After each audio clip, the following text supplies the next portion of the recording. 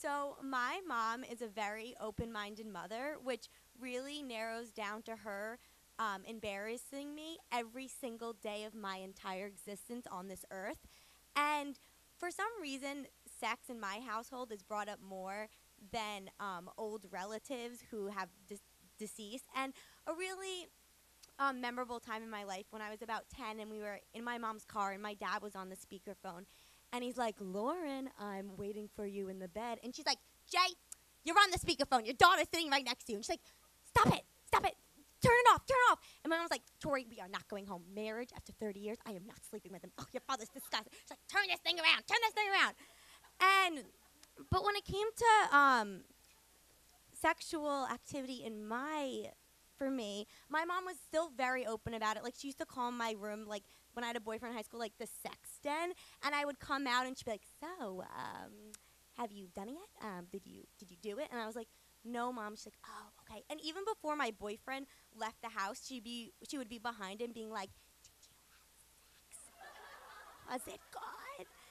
And I asked her, I'm like, Mom, do you want me to, like, become some slut or something? And she was like, Tori, all I'm saying is I'd rather you have sex under my roof, knowing that you're okay, instead, what do you kids do nowadays? Like, I don't know, in a park, on a bench, I don't know, on a rock? And I was like, no, I'm not going to do that.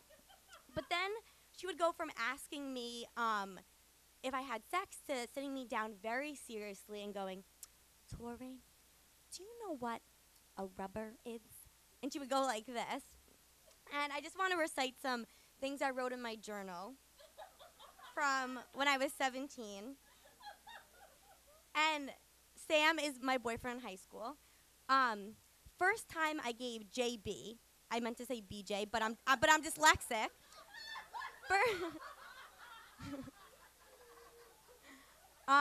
So first time I gave JB, he said I hurt him. I didn't want his friends making fun of me, so I did it again. When Sam said I love you, we both started crying, lightly crying. I was crying, he was crying. I told Sam his hairy legs reminded me of my dad's. He was turned off, of course. First time I bought a condom, I felt like a huge slut and a whore. Josh, my gay best friend, was with me.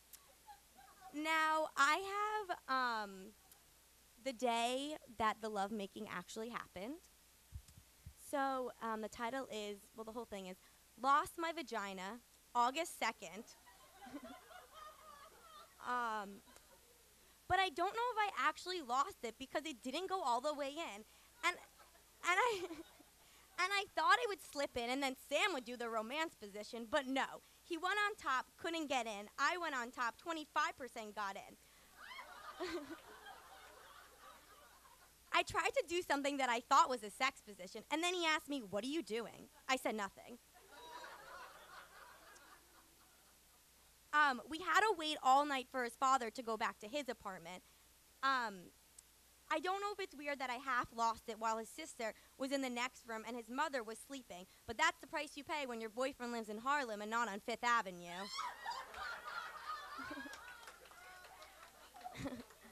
So, and when I eventually told my mom that I lost it, like the great daughter that I was, she asked how it was, and I was honest. I was like, it was painful. And she's like, Tori, have you ever heard of something called lubrication? And literally, I wanted to put like a garbage bag over my head. Like, I didn't care if there was dog shit in it or like throw up. I wanted to put it over my head, throw myself in the Hudson River or bury myself alive. I mean, at this point, I wasn't going to be picky. I wanted to get out of the situation.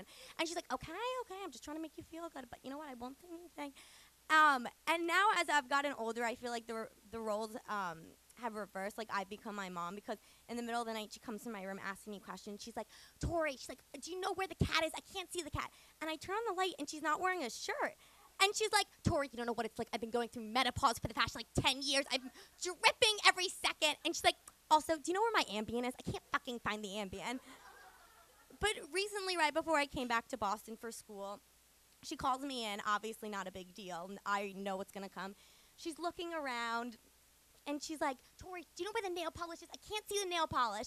And she's looking, and she pulls out this bottle that, let's just say, we can put under the category of sex and dryness.